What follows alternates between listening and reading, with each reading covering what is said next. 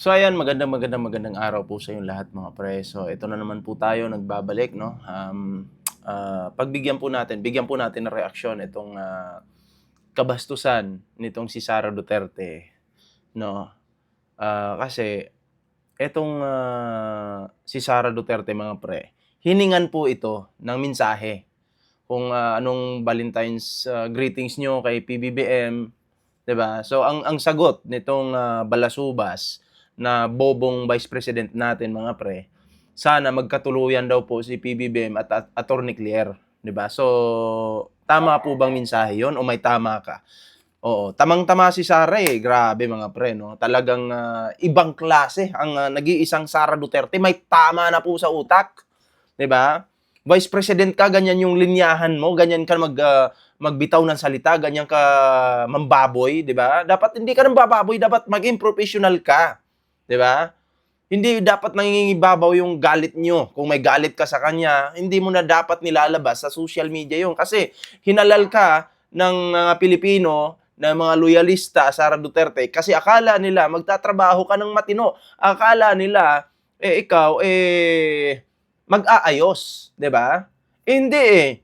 Puro lang issue yung ginagawa nyo dyan. Puro lang katarantaduhan. So, dyan pa lang, masasabi po natin, ng Vice President po ng Pilipinas ay kulang po sa utak. Bobo, tanga, bastos, utak kriminal, 'di ba? Oh, kasi may papatay-patay pa sila eh. Oh, papatay daw yung pangulo eh. Kung kayo po yung tatanungin, mga pre, papapur po ba kayo dito sa mga sinasabi nitong si Sara Duterte? Valentine's Day ha? Ano daw yung babatiin mo ba yung pangulo?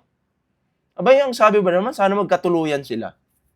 Bobo, 'di ba? Ano, naiinggit ka, Sara Duterte? Dahil si Attorney Claire nasa tabi ng Pangulo? Or nabubuisit ka kay Attorney Claire kasi lahat ng sinasabi ni Yossi Claire ay tama. Laban sa'yo. 'Di ba? Oh, ano sa tingin mo, Sara Duterte? Napahiya ka ba? 'Di ba? Napanganga ka ba, Sara Duterte? Nabuisit ka ba? Pero alam niyo mga pre, pag ang tao nabubuisit, isa lang po ibig sabihin yan. Pag ang tao nabuisit sa'yo, isa lang po ibig sabihin yan, magaling ka. 'Di ba? Magaling ka pag nabuisit ang mga taong ito sa'yo. Kaya palakpakan po natin ang Pangulong Bongbong Marcos dahil ito po, ang ating pong Pangulo talaga ay maka-Pilipino po ito, 'di ba? Ang ating pong Pangulo ay ang hangad lang niya para lang po sa ating bansa, 'di ba? Para lang sa mga Pilipino, sa mga mahihirap po. So ayun na nga mga pre, ang ating Pangulo pag may bagyo, may baha, nandyan po ang ating Pangulo. Ito pa mga pre ayudang walang hintay. Pag si PBBM ang nag-utos, diretso sa bawat pamilyang nasalanta. Kasi si PBBM po pag may baha, may bagyo, 'di ba? To the rescue po 'yan. 'Di ba? Hindi na nga natutulog yung ating Pangulo mga pre dahil inuunan niya yung kaligtasan ng bawat Pilipino, 'di ba? Oo, at hindi lang po diyan sa mga baha-baha na 'yan, no. Ang ating Pangulo ay nandiyan po, nandiyan. Sa mga estudyante, sa mga mag-aaral, 'di ba? Kasi ang ating Pangulo mga pre ay kailangan na naka-focus po no sa edukasyon dito sa ating bansa. Ito pa, mas maayos na paaralan, mas bright na future para sa bagong Pilipinas. PBBM priority ang edukasyon para sa lahat. Yun na po yun, di ba?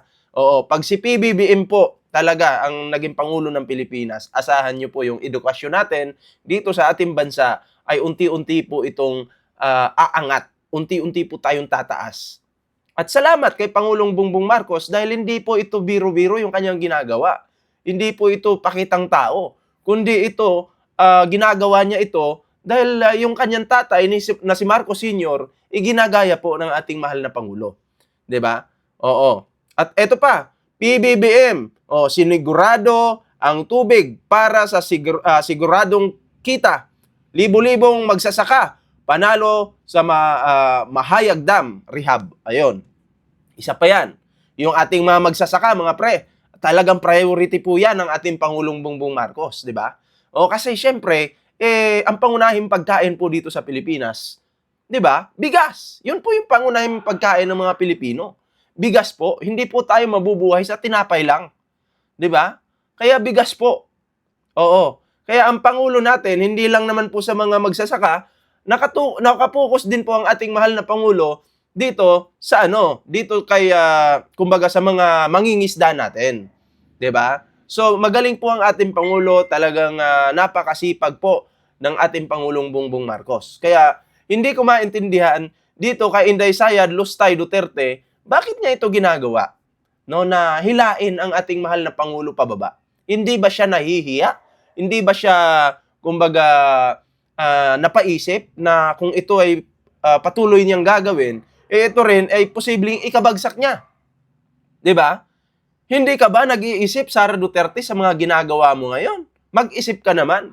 Kung talagang matalino ka, hindi solusyon, ha? Hindi solusyon dito sa Pilipinas na mag-iingay ka lang tapos sasaluduhan ka na ng mga Pilipino. Hindi 'yun.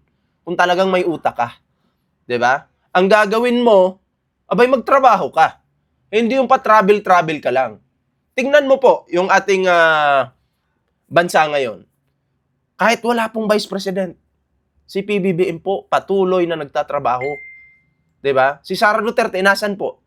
Ayun, hingi-hingi lang ng budget. Nung natanggap na yung OVP budget, padahig-dahig na lang po. 'Di ba? Padahig-dahig na lang. Happy-happy na sila doon. At sabi pa nila, mahirap lang daw sila. Kung talagang mahirap lang kayo, bakit nakakapagbayad kayo kay Kaufman ng 100 million pesos monthly? Ayon yan sa isang lawyer, ha? Oh. So, saan nyo kinukuha yung mga pera na yun? Sara Duterte. Akala ko ba mahirap lang kayo? Oh. Pero bakit ngayon, mukhang paldong-paldo, Oo. Hindi natin alam kung saan ba galing itong mga pera na to. Oo. Ako'y magtatanong, saan ba to? Itong mga pera na to, Sara Duterte, saan ba to? Galing ba to sa drug lord? Or nakaw ba ninyo ito sa pera ng taong bayan? Ano? Ako'y nagtatanong lang naman po. Kaya si Trillanes, saluduhan po natin yan. Dahil siya po ang nagbuking dito sa pamilyang Duterte. Oo. At yung mga bank accounts ng pamilyang Duterte, hindi pa nila nilalabas. Bakit? Isampal sa kanila yun eh. Mapapahiya lang sila doon dahil kung ilalabas nila yun, makikita yung mga limpak-limpak na pera na yan. 'Di ba? Kaya hindi po tumitigil itong si Trillanes na dikdikin itong mga Duterte, pamilyang ito. 'Di ba? Kasi gusto po ni Trillanes na etong mga bank accounts ng mga Duterte makita ng publiko. Kasi may karapatan din po tayong makita. Alam niyo kung bakit? Nagdududa na po ang taong bayan. 'Di ba? Kung kawatan ba to o ano, itong pamilyang ito. Dudang-duda na po ang taong bayan, mga pre. 'Di ba? Nagdududa na. Oo, kaya mga pre, patuloy po nating suportahan itong si Trillanes, yung kanyang mga ginagawa laban dito sa mga Duterte. 'Di ba? Oo. Kasi alam ko po kung sino yung nasa katotohanan ngayon. Walang iba. Siyempre, si Trillanes. At salamat din kay Pangulong Bongbong Marcos dahil yung ginagawa po ni Trillanes ngayon, ay suportado po ng ating mahal na Pangulo. 'Di ba? Ganyan po ang Pangulo pag talagang nakikita niyang tama naman yung ginagawa ng taong ito, susuportahan ka po niya. 'Di ba? So, saan ka pa? Ang mga Duterte, gigil na gigil kay Trillanes. Ang mga DDE supporters, gigil din kay Trillanes. Puro na lang ad hominem yung kanilang mga banat. Kay PBBM, kay Trillanes. Kasi yun na lang yung kaya nila, yung manlait-lait ng kapwa. Kasi wala po silang masasabing katotohanan. Kasi sila mismo sinungaling. Ad hom na lang ng ad hom. 'Di ba? So, yun po yun, mga pre, no? Oo, mapanlait man sila, hayaan lang po natin yan. Ang importante, may nakulong na sa kanila. At meron pang ikukulong. Katulad yan ni Bato de la Rosa, ni Bongo. Minamadali na ngayon ng ICC yung trabaho para madakip na itong mga to. Di ba? Minamadali na po ng ICC ngayon, kaya yari kayong dalawang bugok na itlog kayo. Mukhang may kalalagyan kayo. Di ba? So, eto, idugtong po natin itong kay Martin Romualdez at Chis Escudero. Ikumpara po natin yung dalawa. Ayan na. Eto, sa batas, may babasahin lang po ako. Sa batas, hindi pantay ang akusasyon kapag hindi pantay ang ebidensya. Ang pananagutan ay hindi produkto ng ingay sa media. Na, kundi ng testimonya, dokumento, at daloy ng pera. Ayan na. Kapag sinundan ang ebidensya, iisa lang ang itinuturo nito. Hindi ito apelyido, hindi posisyon, hindi kulay ng politika, kundi ano po ito? Katotohanan. 'Di ba? Ang kaso kay Chis Escudero may pinag-uugutan, 'di ba? Flood control kickbacks. Ito may sistema, may halaga, may komisyon. So yun po si Quezon, 'di ba? Si Francis Chis Escudero ay sangkot sa isang sistematikong kickback scheme kaugnay ng flood control projects. Ayan. Ito yung mahalaga nating pag-usapan ngayon mga pre kasi ang palagi nilang sinisisi ang Pangulo, siya daw yung puno, di ba? May tinutukoy na listahan ng proyekto na nagkakahalaga ng 1.4 billion pesos tapos may 20% komisyon na kaakibat. Ito ay structured allegation na may numerong tinutukoy at inilalarawan, 'di ba? May testigong direktang tumuturo. Itong si Chis Escudero mga pre. Kumpara lang po natin ito kay former House Speaker Martin Romualdez. Okay. Itong si Martin Romualdez mga pre, idinidiin ito ng mga DDS na kesyo corrupt daw, magnanakaw. Pero hanggang ngayon po, wala naman tayong makitang malinaw na talaga ba itong taong ito ay nagnanakaw? Wala po eh. Wala po. 'Di ba? Pero pagpapakinggan mo yung mga DDS, marami silang banat na kawatan daw po itong taong ito. Pero wala po silang ebidensya. 'Di ba? Walang ebidensya na magtuturo na si Martin Romualdez ay corrupt, magnanakaw. May nakita po ba tayo? Meron po ba? Wala. 'Di ba? Hindi yan pumutok sa media, hindi yan pumutok sa social media. Wala. 'Di ba? Natatandaan nyo dati. Si Saldico, pinagtatanggol natin yan. Pero nung nalaman natin corrupt, nalaman natin grabe yung pagnanakaw niya sa gobyerno, binanatan agad natin yan, walang dalawang isip, banat agad. Ganon po tayo. Ang kakampihan po natin kung sino yung nasa katotohanan, kung ano yung totoo. Dun lang po tayo mga pre. Kung si Martin Romualdez, may pagnanakaw na ginawa, di binanatan na sana natin. Wala namang ebidensya na magtuturo na siya yung kawatan. Pero kay Chis Escudero marami. Di ba? Marami.